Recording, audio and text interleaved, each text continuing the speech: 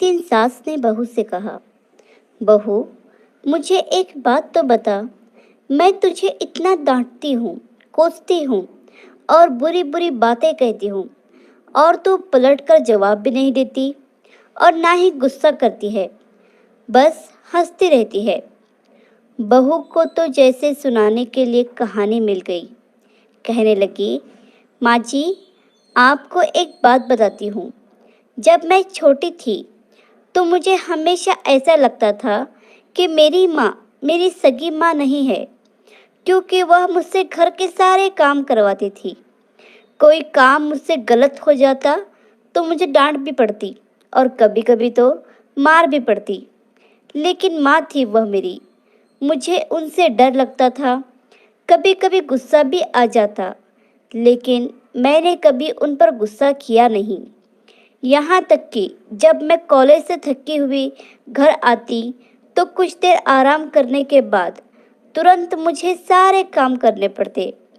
फिर जब मेरी भाभियाँ आई तो जैसे मेरे काम और ज़्यादा ही बढ़ गए। होना तो यह चाहिए था कि बहू आई तो सारी जिम्मेदारियां उस पर डाल दी जाए, लेकिन मेरी माँ ने फिर भी मुझसे ही सारा काम करवाया। कभी कभी तो भाभीियों का काम भी मुझसे करवाए और कहती, कर दिया करो, कुछ नहीं होगा, तुम्हें ही आसानी होगी जब तुम अपने ससुराल जाओगी।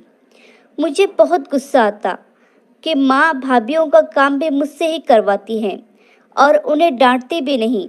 फिर मेरी शादी के 2 दिन पहले मेरी माँ ने मुझे बड़े प्यार से अपने पास बिठाया और कहने लगी, बेटा, आज तक समझना कि मैं तेरी सास थी। मैंने तुझे प्रैक्टिस करवा दी है और तुझे बता दिया है कि सास ऐसी भी होती है। लेकिन अब तेरी शादी हो रही है तो आज से मैं तेरी माँ हूँ। बेटा, जब तुम्हारी सास तुम्हें कुछ कहे तो समझना कि जैसे मैं ही डांट रही हूँ। बस यही बात थी माँ जी, कि मुझे आपकी बातें बुरी नहीं लगती, क्योंकि मेरी माँ ने मुझे प्रैक्टिस करवा कर भेजा है।